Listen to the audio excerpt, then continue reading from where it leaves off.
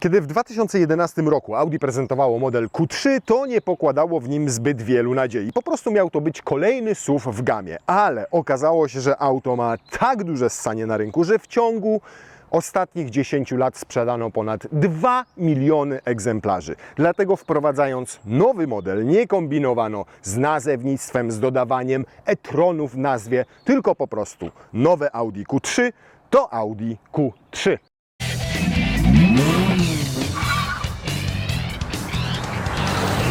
Względem poprzedniej generacji samochód nieco urósł, bo jest 5 cm dłuższy i po raz pierwszy Q3 ma ponad 4,5 metra długości, dokładnie 453 cm.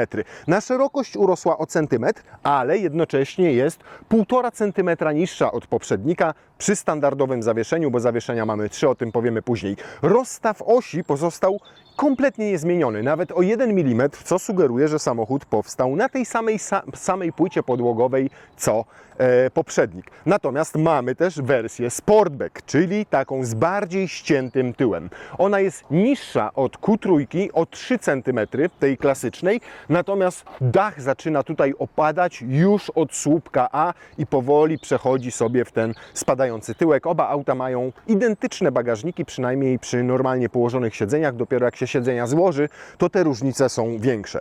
Jeżeli spojrzymy sobie na samochód z przodu, no to widzimy podobieństwo i to naprawdę duże podobieństwo do Q6. Nawet nie Q5, tylko właśnie tej Q6 e-tron. To co mamy, to mamy nieco poszerzone, to single frame i nieco podniesione do góry. Tutaj z takim charakterystycznym, zobaczcie, schodkiem przy masce. Mamy zatopiony radar w płaskim logo Audi i mamy tutaj aktywne wloty powietrza, które mają poprawiać aerodynamikę w momencie, kiedy mamy silnik dogrzany, ale nie potrzebuje dodatkowego chłodzenia, to klapy pozostają zamknięte, otwierają się w momencie, kiedy potrzebujemy więcej chłodzenia. Dzięki takim zabiegom aerodynamika jest na bardzo dobrym poziomie, bo CX to 0,30, jak na spalinowe auto, które ma tutaj dużą atrapę, duży przód, jest SUV-em i wpada tutaj sporo powietrza, co zaburza tę aerodynamikę, to ten wynik jest naprawdę niezły. To, czym się chwalą, to oczywiście się chwalą, jak to zwykle Audi, LEDami i światłami. I wyobraźcie sobie, że wczoraj tutaj na prezentacji był nawet człowiek, który w Audi odpowiada wyłącznie za projekty związane z światłami. Można powiedzieć, że jest architektem oświetlenia w Audi. No i opowiadał nam na przykład, że te LEDy tutaj mają 32 pojedyncze diody. Oczywiście możemy sobie wybrać jedną z 4 tak zwanych sygnatur do jazdy, ale mają także 3 takie, można powiedzieć, sceny w momencie, kiedy zamykamy albo otwieramy samochód, albo go odpalamy i one tam sobie pomrygują. Natomiast to, czym naprawdę tutaj głośno się chwalono, to jest to. Bo o ile zawsze producenci wprowadzają w samochodach nowinki technologiczne w tych najnowszych modelach, to tutaj Q3, czyli kompakt tak naprawdę, jest samochodem w grupie Audi, w gamie Audi, który po raz pierwszy ma coś, co nazwano LED Matrix Micro LED. Co to oznacza? To oznacza, że na powierzchni mniej więcej paznokcia w moim małym palcu jest 25 600 mikrodiod. Każda ta dioda ma grubość, a w zasadzie szerokość 40 mikrometrów, czyli to jest mniej więcej połowa grubości ludzkiego włosa, tylko nie mojego włosa oczywiście. 25 600 na takiej powierzchni. Na co to pozwala? Co to daje? Przede wszystkim jaśniejsze oświetlenie drogi, to jest raz. 2, zdecydowanie większy kontrast na drodze.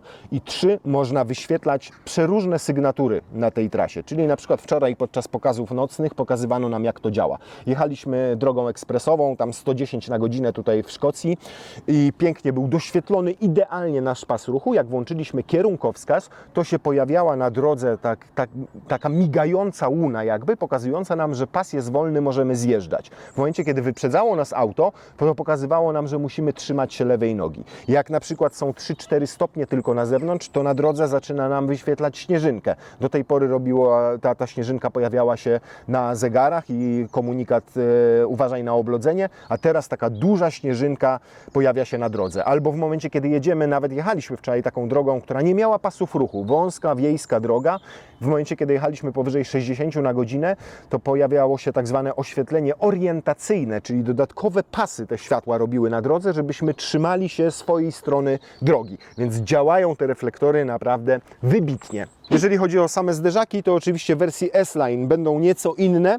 Te elementy standardowo są srebrne, takie satynowe, natomiast też, tak jak w innych Audi, można zamówić sobie pakiet Black. Felgi. Jest 16 wzorów felg, od 17 aż do 20. Tu oczywiście mamy 20, natomiast w Sportbacku zaczynają się od 18. Audi się chwali tym przetłoczeniem. Widzicie tutaj to przetłoczenie? Na czerwonym kolorze tak dobrze nie jest widoczne, jak na przykład na białym, też tutaj z tyłu. Podobno to nawiązuje, uwaga, do legendarnego Audi Quattro. Tak, kolorów jest 11, w tym 2 takie tylko dla modelu Q3 wybrane. I wczoraj nam mówiono, że tutaj jest taka piękna, pozioma linia ciągnąca się przez całe nadwozie i ona dzieli je na dwie części i tutaj na tej dolnej części jest cień, a to jest ładnie podświetlone. No powiem Wam, nawymyślali, nakombinowali, na czerwonym kolorze zdecydowanie tego jest kompletnie nie widać. Natomiast jak sobie spojrzymy rzeczywiście na ten szary, który tutaj stoi, no to faktycznie można by powiedzieć, że są takie półcienie i faktycznie jest ta taka pozioma linia. Ale to mówię, dorobiono do tego więcej marketingu niż taki rzeczywisty efekt jest widać. Dobra, chodźmy z tyłu. O ile przód mamy bardzo podobny do Q6 e-tron, to tył mamy bardzo podobny do A6 z tymi specyficznymi, dwuczłonowymi, można powiedzieć, lampami, bo to jest lampa OLEDowa. Oczywiście ona też ma tutaj 36 segmentów, one zmieniają sobie te trójwymiarowe światła swój kształt, zależnie od tego, co robimy, czy ktoś nam podjeżdża od tyłu, możemy te sygnatury sobie tutaj też zaprogramować. Oprócz tego mamy długą listwę LEDową, po całej szerokości ona już jest LEDowa, a nie OLEDowa, a tutaj są światła stopu, no i najbardziej kontrowersyjny element, który też już jest w niektórych Audi, czyli świecące logo. Na szczęście za dnia nie świeci, świeci dopiero jak włączycie światła mijania, czyli jak zapada zmrok, jak jedziecie nocą, to ma podkreślać indywidualizm Audi. Dokładnie w taki sposób, jak koszulka z napisem Dolce Gabbana podkreśla Wasz indywidualizm. Bagażnik ma 488 litrów i to przy maksymalnie przesuniętej do tyłu kanapie i pochylonych oparciach.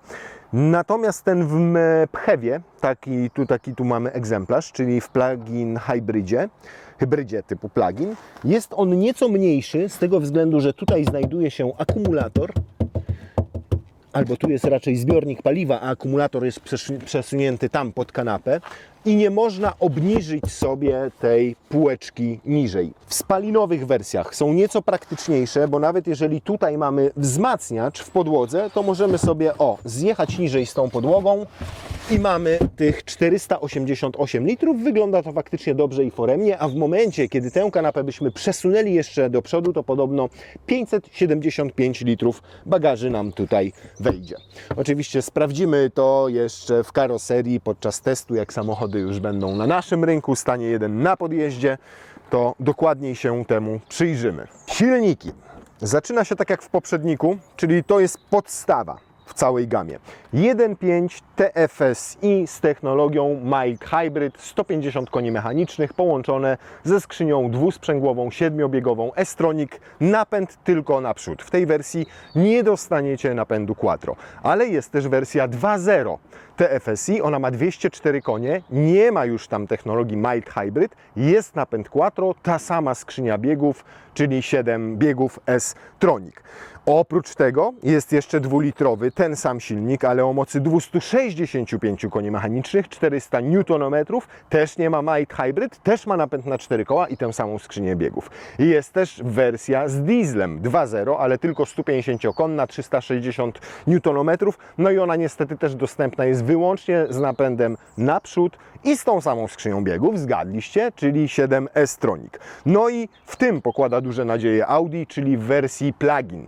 Ze względu na to, że i bagażnik mamy całkiem spory, ale przede wszystkim ze względu na to, że mamy tutaj 272 konie mechaniczne oparte na silniku 1.5, akumulator ma prawie 20 kWh pojemności, czyli pozwala na przejechanie około 120 km, ale najistotniejsze jest to, że mamy tutaj technologię ładowania prądem stałym o mocy 50 kW. A to oznacza, że akumulator w pluginie od 10 do 80% czyli na około 100 km, może 90 można naładować w 26 minut zaledwie. A to już naprawdę pozwala nam nawet pojechać na zakupy i takiego plugina raz, dwa sobie w pół godziny czy w 40 minut podczas zakupów doładować i jeździć nim po mieście, nawet przez tydzień, jeżeli jeździcie na przykład 20 km tylko dziennie. Dodatkowo ten akumulator nie ograniczył jakoś spektakularnie pojemności bagażnika, więc wygląda na to, że rzeczywiście taki plugin z tak dużym zasięgiem, z tak dużą mocą, z możliwością jazdy na elektryku nawet po ekspresówkach i autostradach może się w tym samochodzie sprawdzić. Natomiast bez dwóch zdań to będzie w Polsce najpopularniejszy model, bo i będzie najtańszy i do kompaktowego crossovera większości użytkowników po prostu wystarczy. 1.5 TFSI z technologią Mild Hybrid 150 koni mechanicznych. Jeżeli miałbym subiektywnie coś powiedzieć o tym aucie, to szacun za to, bo widziałem jak to wczoraj działa, naprawdę fenomenalne są te reflektory. Natomiast zbyt dla mnie zunifikowano design Audi ostatnich. No jak patrzę z przodu, to już nie potrafię go odróżnić. Już nie wiem, czy to jest Q6, czy to jest Q5, czy to jest Q3. Oczywiście dla właścicieli Q3 to dobrze, natomiast gorzej dla właścicieli Q6 i Q5. Z tyłu znowu mamy A6, więc mamy takie połączenie wszystkiego. Natomiast no nie można odmówić urody temu autu. Ono jest po prostu ładne. Owszem, zbyt podobne do innych Audi się stało, ale jest po prostu atrakcyjne. A zobaczcie teraz, jak wygląda w środku, bo tam zmian jest znacznie więcej. Zaskoczeniem jest ilość miejsca na tylnej kanapie, bo samochód ma tylko 453 cm długości, jest typowym przedstawicielem kompaktowych SUV-ów. Tu siedziałem przed chwilą ja, tak, żeby sobie zobaczyć, ile tam mam miejsca. I zobaczcie, mam tutaj normalnie miejsce na kolana, dużo miejsca na stopy, miejsce nad głową, gdzie siedzę tak oparty. Nie ma tutaj co prawda żadnego szklanego dachu, jest to tradycyjna wersja, a nie Sportback. I na szerokość też jest naprawdę wygodnie. Myślę, że to jest jedno z przestronniejszych aut w tym segmencie, a przynajmniej w klasie premium. Możemy mieć 3-strefową klimatyzację, mamy 2 gniazda USB-C i one bardzo szybko ładują, bo mają nawet około chyba tam 40 czy 50 watów każde. Są kieszenie w oparciach przednich foteli i jest taka tapicerka bardzo specyficzna, tak bym powiedział, bo tutaj mamy oczywiście tą taką mikrofibrę Audi, a tutaj po bokach to jest ewidentnie taki materiał pochodzący z recyklingu. I Audi tym się głośno chwali, że zastosowano tutaj niektóre materiały w 100% zrobione z recyklingu, a to jest na przykład, dywaniki są zrobione z neonylonu, czyli w 100% pochodzą na przykład z sieci rybackich albo ze zużytych dywanów, a także z odpadów poprzemysłowych to przerobiono i powiem Wam, że to akurat im tutaj wyszło. To jest takie sztuczne trochę w odbiorze i to czuć, no ale coś za coś. Ekologia dzisiaj bierze górę, nawet do zrobienia tej mikrofibry wykorzystano chyba 40 czy 50% rzeczy z recyklingu, ale ona akurat jest bardzo przyjemna i też stosowana już od kilku lat i naprawdę dosyć dobrze znosi upływ czasu. Na przykład tył fotela jest zrobiony super i bardzo ładnie i estetycznie to wygląda. Wygląda świetnie, w dotyku jest po prostu takie sztucznawe. Natomiast jeżeli chodzi o drzwi, to mamy tutaj tak zwany soft wrap, oni tak to nazwali, czyli ten panel, on się ciągnie aż tam do samego przodu i przez deskę rozdzielczą i naprawdę jest bardzo fajny, bo ma trochę taką strukturę czerpanego papieru, jest miękki, a tutaj miękkie podszybie w tym segmencie, nawet w klasie premium, nie jest niczym oczywistym, zresztą w poprzedniej Q3 to było twarde, a teraz ten soft wrap jest miękki i przyjemny. Tutaj mamy już niestety sporo plastiku, ale na przykład tu jest mikrofibra i tutaj jest mikrofibra i można sobie zrobić czerwone nici i jeszcze zobaczcie, na przykład super są takie wstaweczki jak tutaj wokół przycisków do otwierania szyb, bo ona ma bardzo fajną, taką chropowatą strukturę i bardzo ładnie wygląda. Podsumowując, tutaj z tyłu naprawdę wygodnie, szczególnie, że zobaczcie, można jeszcze o 15 cm przesuwać tą kanapę do przodu. Oczywiście to się przyda tylko tym, którzy nie mają nóżek, ale również można sobie pochylać to oparcie. O, teraz siedzę totalnie pionowo, ale mogę je sobie pochylić do takiej bardzo wygodnej pozycji i wtedy wręcz patrzeć przez tę boczną szybkę. Natomiast dobrze, że są te szyby tutaj z tyłu, bo one naprawdę poprawiają widoczność, szczególnie pod kątem z miejsca kierowcy. No i tu znowu mamy ten soft wrap. Tutaj już mamy wszędzie nie plastik, tylko mikrofibrę. Tutaj mamy mikrofibrę, plastik jest tak naprawdę dopiero tutaj I tutaj, ale on jest świetnej jakości. I tutaj znowu to takie ładne wykończenie wokół przycisków do otwierania szyb i sterowania lusterkami. I powiem Wam uczciwie i całkiem szczerze, że wygląda to lepiej niż w Q5, A5, a nawet A6. Tak jakby Audi wyciągnęło wniosek, projektując na Q3 na ostatnim etapie jej projektowania, z komentarzy, które ludzie pisali właśnie o A6, Q5 czy A5, że materiały już niestety są trochę gorsze. I nagle wjechała Q3 i powiem Wam, że tymi materiałami robi wow. Widzicie te wycięcia tutaj? To jest około 300 wycięć laserowo robionych w tej mikrofibrze i tam jest 5 takich paneli LED, które to podświetlają nocą, a oprócz tego, że macie ładne podświetlenie w tym miejscu, to jeszcze one są aktywne i dynamiczne, czyli na przykład otwieracie drzwi, coś tutaj się zaświeca. Nadjeżdża auto, żeby nie pozwolić Wam otworzyć drzwi, to się tutaj zaświeca na czerwono, więc one jeszcze dodatkowo są interaktywne, ale przede wszystkim naprawdę materiały robią tutaj mega dobre wrażenie, szczególnie biorąc pod uwagę, że mamy tutaj segment C tak naprawdę. Unifikacja dotknęła też trochę wnętrze, no bo mamy te same ekrany znane z A6, Q6, Q5, A5, A6 e-tron, więc dwa zakrzywione, zorientowane na kierowcę, ten ma 12,8 cala, ale nieco zmieniły się zegary, bo mają 12,9 cala i jest na nich zupełnie nowa grafika. Mnie, szczerze mówiąc, do końca ona nie odpowiada.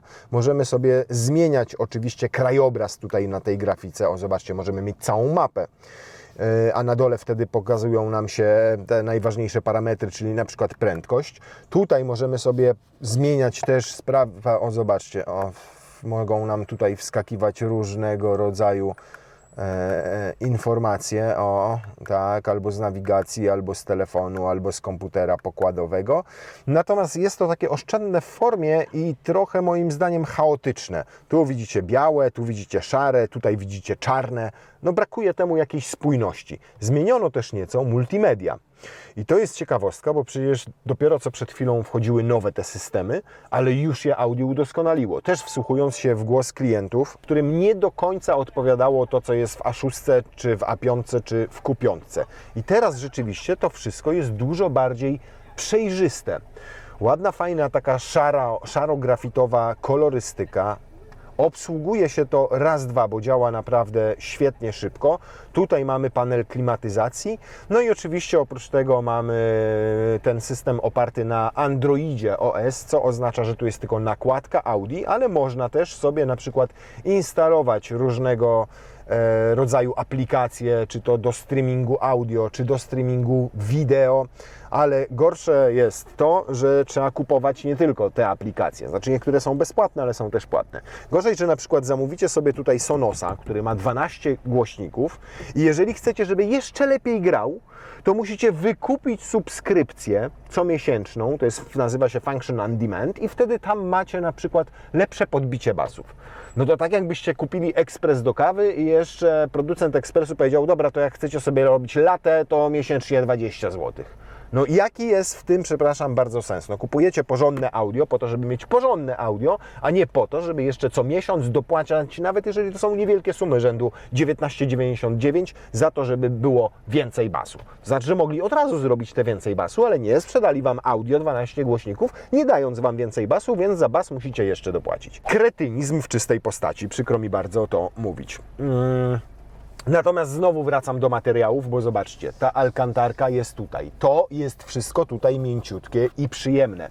To jest naprawdę rewelacyjny w dotyku, to sprawia wrażenie tak jakby to była jakaś prawdziwa stal. Słyszycie? To nie jest pusty odgłos, tylko to jest odgłos takiej prawdziwej stali. Co więcej, możecie to wykończenie mieć z prawdziwego drewna. Nie z drewna z plastiku, z prawdziwego drewna, które jest specjalnie hodowane do tego celu, bardzo szybko rośnie i jest bardzo trwałe, więc też ma to wymiar ekologiczny. Natomiast zdecydowanie za dużo piano tutaj, bo wiemy, jak piano się zachowuje po testach samochodów używanych na karoserii po dłuższym okresie czasu. Natomiast nie ma już tutaj lewarka do zmiany biegów żadnego, nawet dzyndzla, więc jest minimalistycznie, miejsca sporo, bo i na 2 kubki, jak to przesuniecie, to jest ładowarka indukcyjna 15W z chłodzeniem, 2 gniazda USB C. Natomiast gdzie jest lewarek skrzyni biegów? Zobaczcie, wymyśliło Audi na nowo dźwignię kierunkowskazów i dźwignię wycieraczek. I powiem Wam, że świetnie to działa, bo tutaj po prawej stronie mamy teraz wybierak przełożeń, świetnie to działa, a z drugiej strony mamy włącznik kierunkowskazów, pokrętło do operowania wycieraczkami, włącznik wycieraczki tylnej i jeszcze dodatkowo mamy tutaj, możemy sobie mrygać długimi, możemy sobie włączyć długie na stałe albo raz po prostu ruszyć wycieraczką. I działa to świetnie. Myślałem, że nie będę mógł się do tego przyzwyczaić, ale naprawdę wkomponowano to super, bardzo ładnie wygląda i jest bardzo funkcjonalne. To samo tyczy się tych haptycznych przycisków tutaj. One w niektórych samochodach działają kiepsko, a akurat Audi udało się to zrobić tak, że są bardzo intuicyjne w obsłudze i bardzo prosto się je obsługuje, łącznie z tym, że head-up można jednym przyciskiem sobie tutaj obsługiwać, albo jednym przyciskiem wyłączyć asystenta znaków drogowych. Więc działa to naprawdę fajnie. Niektórzy nie lubią tych ściętych od góry i ściętych od dołu kierownic. Mnie akurat, szczerze mówiąc, to odpowiada. Są też klasyczne przyciski do niektórych funkcji, jak choćby do asystentów pasa ruchu, do kamery, do wyłączania systemu start-stop, czy do wybierania trybów jazdy. No powiem Wam, że jeżeli chodzi o jakość tego auta, to jestem w szoku. Tak jakby naprawdę się Audi wsłuchało w te głosy krytyki po tym, jak pokazało A5, A6 czy Q5, bo tutaj wszystko jest... Nie ma się czego przyczepić, szczególnie jeżeli weźmiemy pod uwagę, że to jest segment C. Dodatkowo zastosowano tu oczywiście parę nowinek technologicznych. Układ kierowniczy może być progresywny, a zawieszenia są 3. Jest standardowe, jest sportowe, ale sportowe nie oznacza, że jest lekko obniżone, tak jak czasami ono jest na tej samej wysokości, poziom jest ten sam, ale ma utwardzone sprężyny, no i delikatnie również amortyzatory. A takie zawieszenie, jakie mamy w tym modelu, to jest adaptacyjne dwuzaworowe. Każdy amortyzator składa się z 2 zaworów, dolnego, górnego, które są oddzielone specjalną membraną. I te zawory, jeden odpowiada za odbicie, a drugi za dobicie. I mało tego, to nie jest tak, że tylko możecie je sobie tutaj utwardzić, bo oczywiście możecie to sobie zrobić. Tutaj mamy wtedy zbalansowane, dynamiczne albo komfortowe to zawieszenie, ale ono też na bieżąco reaguje na warunki drogowe, czyli zależnie od tego, czy przyspieszacie, czy hamujecie, czy wchodzicie w zakręt, czy wjeżdżacie w dziurę, czy przejeżdżacie przez na przykład próg zwalniający, to ono od razu reaguje po to, żebyśmy mieli właściwą siłę dobicia i odbicia, żeby z jednej strony zagwarantować jak najlepszy komfort, a z drugiej strony, żeby jak najlepszą przyczepność i prowadzenie po prostu. I naprawdę czuć, że to fajnie działa, natomiast ma jedną wadę. Delikatnie hałasuje to zawieszenie aktywne. Nie jakoś spektakularnie, na pewno nie tak jak DCC w Volkswagenach, Skodach, Seatach czy Cuprach. Aż tak to nie, zdecydowanie. Natomiast no, jest takie hałaśliwe, tak bym powiedział. Nie wiem, jak jest z zawieszeniem sportowym i z zawieszeniem tym klasycznym, ale tutaj słychać delikatnie hałasowanie, natomiast jeżeli chodzi o wybieranie nierówności, reagowanie na różnego rodzaju nawierzchnie, to fenomenalnie to robi, po prostu fenomenalnie. Auto też genialnie wyciszono. Po raz pierwszy w Q3 pojawiły się na przykład dźwiękoszczelne szyby tutaj z boku i wczoraj jechałem spalinową wersją 120 i powiem Wam, miałem wrażenie, że jadę elektrykiem. Jest rewelacyjnie wyciszone i dzięki tym szybom, dzięki dodatkowym materiałom wygłuszeniowym. W tym segmencie podejrzewam, że to jest zdecydowanie lider, jeżeli chodzi właśnie o wygłuszenie. Fajny, przyjemny układ kierowniczy. Silnik, ten 150-konny, no taki do spokojnej jazdy zdecydowanie. Natomiast mam wrażenie, że poprawiono tutaj działanie systemu Mild Hybrid. Bo o ile on zawsze mnie w Audi irytował, to teraz jest sporo lepiej. Po pierwsze, w momencie, kiedy mocniej nacisnę pedał gazu i zdejmę nogę z tego pedału gazu, to nareszcie od razu mi nie wyłącza silnika. Tylko czeka, bo może za chwilę będę chciał jeszcze raz dodać gazu, więc nie wyłącza tego silnika, nie wchodzi w tryb żeglowania, tylko przez parę sekund sobie jeszcze przeczekuje, czy czasem jeszcze raz mocniej gazu nie nacisnę. To jest pierwsza rzecz w tym Mild Hybridzie. Druga taka, że jak teraz jadę i samochód się toczy, ewidentnie, wcisnę gaz to jest szybsza reakcja silnika, skrzyni biegów i całego układu. On się szybciej włącza, szybciej wpina bieg, szybciej zaczyna jechać. Owszem, nadal jest ta przerwa wyczuwalna, bo to mija tam sekunda czy półtorej, ale nie 3, tak jak bywało kiedyś. Więc poprawiono działanie tego Mild Hybrid tutaj zdecydowanie, a jak wejdę sobie w tryb komfortowy, czy w ogóle dynamiczny, to praktycznie już w ogóle jest działanie tego Mild Hybrid niezauważalne. Z progresywnym układem kierowniczym i z tym zawieszeniem adaptacyjnym z dwuzaworowymi amortyzatorami świetnie ten samochód się prowadzi. Przez to, że jest krótki, ma stosunkowo niewielki rozstaw osi, to powiem Wam, że jazda nim po zakrętach daje mnóstwo frajdy. To zawieszenie świetnie go trzyma na drodze. Mimo że nie mam tutaj quattro, tylko mam napęd naprzód, to tutaj na tych szkockich, wąskich drogach, ale też bardzo krętych, po prostu angażuje w prowadzenie. Pomyślicie, jak Q3 crossover SUV może angażować wprowadzenie jeszcze w dodatku z 1.5 silnikiem. Tylko my mamy tu 1.5 silnik, faktycznie napęd naprzód, ale właśnie wersję wyposażoną i w progresywny układ kierowniczy, i w te adaptacyjne amortyzatory dwuzaworowe, więc ona jest już doposażona tak, że wręcz momentami na zakrętach to się czuje, powiem Wam, jakbym miał skrętną tylną oś. A to jest efekt właśnie tego krótkiego rozstawu osi, tego, że sam samochód jest krótki, że świetnie ma zbalansowane to zawieszenie. Zresztą zbalansowane jest tutaj słowem kluczem, bo nie mamy tutaj, zobaczcie, już trybu individual, tylko właśnie balanced. I ten balanced można sobie zbalansować wedle własnych ustawień i zmienić sobie na przykład steering na, opór jaki nagle, suspension na dynamic, to jest śmieszne, tego posłuchajcie.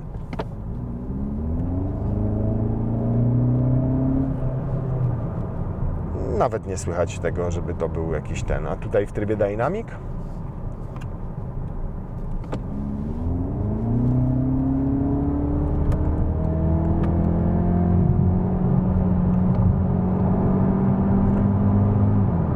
No nie jest to demon prędkości, ale mam wrażenie, że jest dynamiczniejszy niż ta poprzednia Q3 z takim samym przecież silnikiem. Ale do codziennej, spokojnej, normalnej jazdy zdecydowanie ten motor Wam wystarczy. Nie trzeba naprawdę bawić się w te 2-litrówki, no chyba że chcecie pozapierdzielać, a powiem Wam, że ta wersja 265 koni, jak ją się weźmie z tym zawieszeniem adaptacyjnym, z tym progresywnym układem kierowniczym, jak tam będzie quattro, to już naprawdę może fajnie pośmigać.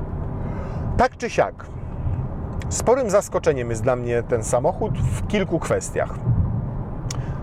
Pierwsza kwestia to jest jakość, bo jest lepiej zrobiony niż droższe modele Audi i to jest trochę wręcz szokujące. Drugie zaskoczenie to jakość prowadzenia i wyciszenie tego auta, biorąc pod uwagę segment, gdzie nie przywiązywano tutaj nigdy wagi do jakiejś wybitnej jakości. Poprzednia Q3 była po prostu plastikowa, była A3, tylko trochę nadmuchaną. To tutaj pod tymi względami jest fenomenalnie. To, co mi się nie podoba do końca, to unifikacja tego wyglądu, ale to już jest rzecz subiektywna oczywiście. Przód do Q6, tył do A6 z kolei. No wolałbym zdecydowanie tutaj, żeby ten samochód się bardziej odróżniał na tle całej gamy. Szczególnie, że jeżeli chodzi o walory praktyczne w środku, niczego mu nie brakuje. Przestronna tylna kanapa, wystarczający bagażnik. No i wracam raz jeszcze do tych materiałów. Zobaczcie, nawet boczek tutaj fajnie obszyty tą alkantarką. Oczywiście wszystko zależy od tego, jaką wersję sobie zamówicie. Tu pewnie jest dopchana taka kolanem, ale nie zmienia to faktu, że jeżeli chodzi o jakość i materiałów, i montażu tego wszystkiego, zobaczcie, no to Audi, kurde, wyciągnęło lekcję. I wiecie, co jest najważniejsze? Że wyciągnęło tę lekcję bardzo szybko, że nie kazało nam czekać na nowe generacje modeli, tylko zaczyna trochę postępować jak Chińczycy, których oddech na pewno czuje trochę na plecach. Reaguje błyskawicznie na krytykę konsumentów. A to naprawdę dobrze wróży.